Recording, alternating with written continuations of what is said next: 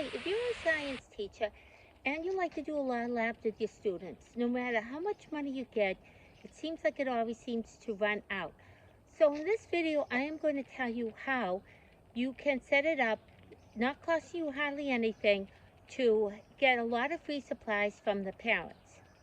On Parents' Night, the parents that come in are usually the ones that want to help out the schools.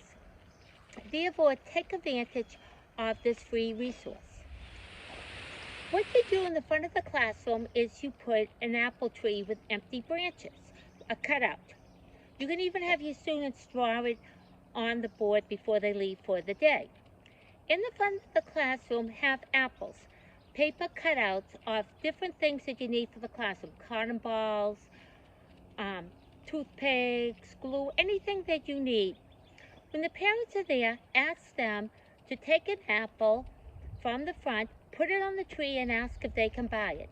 A lot of times parents will have more ownership if they put the apple on the tree.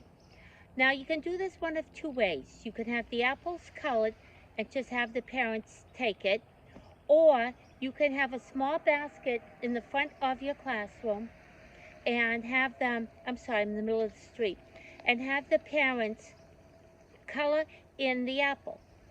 You can have yellow, green, and red crayons. What I do is when I go out to eat, especially with my granddaughter, I save all the crayons that I have. If you have them colored, make the apples a little bit smaller. If they color the apples, chances are a lot better that they're going to bring in the item that they colored in.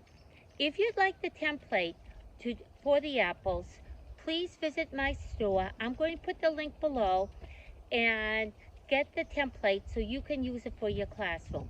Thank you very much, and please visit my store, TPT the Lesson Pony, or join my Facebook group, Science Teachers, to get some more good ideas.